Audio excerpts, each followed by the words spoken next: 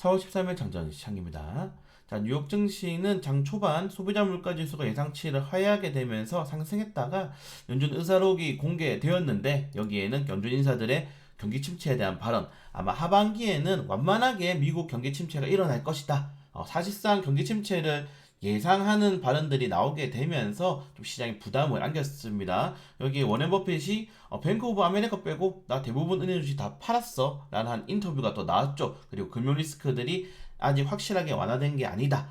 이런 것들에 대한 부담감들이 좀 시장을 크게 덮치면서 장마판이 갈수록 좀 크게 빠지는 모습이 나왔습니다. 오늘은 미국 국채도 다 크게 하락이 나왔고 달러 인덱스도 하락이 나오면서 투자자들이 좀 시장의 경계감이 많이 확대되고 있는 모습이에요. 금 가격은 또 주간 최고치를 기록했고 연간으로도 좀 최고치를 기록하고 있기 때문에 오늘 또 앵커때 또 지켜봐야 될 필요가 있는 시장입니다.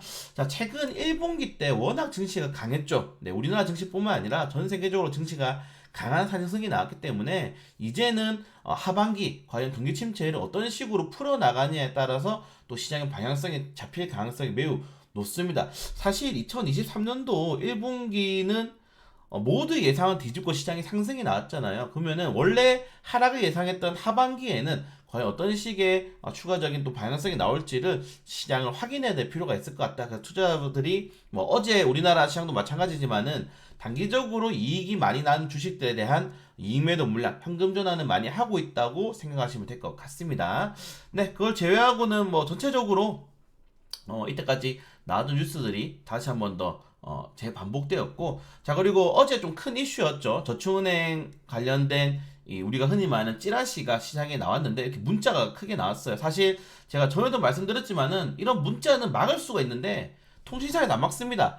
지금 통신사는 문자를 다 무료로 하고 있잖아요, 최근에. 그래서 주 이제 통신사의 수입원이 이런 찌라시 문자들로 엄청나게 돈을 많이 벌고 있어요. 근데 여기까지 네, 하면 될 것 같고, 일단은 뭐 잡았다고 합니다. 네, 잡았다고 하기 때문에 최근에 뭐 안 그래도 지금 아시겠지만은 뭐 새마을금고라든가 그리고 뭐 토스은행 이런 뭐 유동성 리스크들이 좀 확대되고 있는데 그런 것들에 대한 좀 리스크들이 시장에 생길 수 있다는 점, 사실 이런 뉴스가 나오는 게 굉장히 시장에는 부담이에요. 어제 에코프로가 매도 리포트 하나로 16%가 하락이 나왔잖아요. 마찬가지입니다.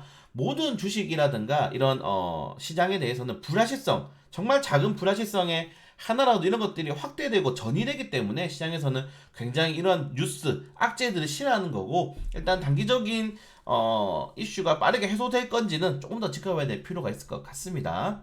자, 그리고 2년물 국채금리가 4%대를 하회하게 되었는데 이런 것들도 다 시장의 머니무브, 자산의 이동이 될 가능성이 크다는 점 확인하시면 될 것 같고, 최근에 강하게 올랐던 비트코인도 단기적인 조정이 나왔습니다. 자, 경기 침체가 되게 되면은 이제 이런 대체 자산들에 대한 수급도 크게 하락이 나올 가능성도 크겠죠. 네, 왜냐면은 2년물, 10년물 비트코인은 1년 전으로 돌아가면 거의 최고치를 찍은 상태이기 때문에 이 종목들 같은 경우는 이제 추가적으로 전고점을 돌파하기엔 좀 부담스러운 가격대거든요. 그렇기 때문에 금이라든가 다른 자산, 최근에 비트코인이 각광받게 되는 이유도 그거죠. 사실 근데 여러분들 비트코인이 나온 지 10년이 지났는데 비트코인은 뭘 할 수 있죠? 이것만 여기 대답이 이제 바로 나오지 않는다면은 비트코인을 투자하시면 안 됩니다. 네, 이 정도까지 넘어가면 될 것 같고, 오늘 뭐 전체적으로 시장이 제 생각에는 한 7대3 정도가 될 것 같아요. 3 정도는 상승이 나올 가능성이 크다는 점, 대기업들의 이런 지원 정책에 따라서, 그리고 7 정도는 좀 금융 리스크들이 확대가 되면서, 그리고 최근에 많이 올랐잖아요, 국내 증시가. 단기적인 조정, 특히 오늘 옵션 만기일이기 때문에 조정이 나올 수 있다는 점도 좀 확인하시면 될 것 같습니다. 네, 좀 빠르게 넘어가서요.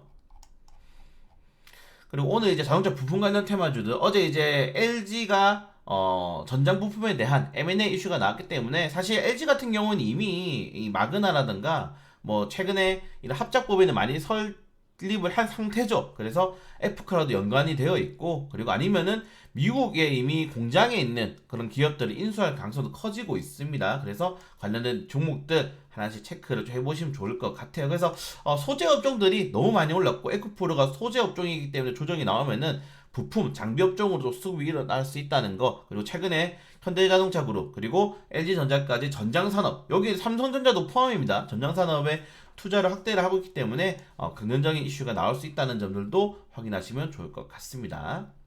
네, 오늘은 아마 좀 부진할 것 같아요. 아까 말씀드렸던 것처럼 7대3이에요. 네, 옵션 만기이기도 하고, 그리고 글로벌 전체가 조정이 좀 많이 나왔고, 최근에 시장의 강세가 났다 에코프로에 대한 부담감이 추가적으로 좀 시장의 하락을 부추길 수 있다는 점, 이런 것들을 확인한다면은 오늘 좀 쉬어가는 시장이 될 수 있다는 점. 다만 이렇게 쉬어갈 때 아시잖아요. 수급이 하나 터지면은 그쪽으로 와 몰리게 됩니다. 또 우리 뭐 엘컴텍이 될 수도 있고요, 그게. 그래서 그런 종목들 위주로 또 수급 들어오고 차트도 괜찮고 최근에 감신 종목을 넣은 종목 중에 수급 들어오면은 그 종목도 한번 공략해 볼 수 있을 테니까 장 초반 30분 정도는 좀 집중해 주셨으면 좋을 것 같습니다.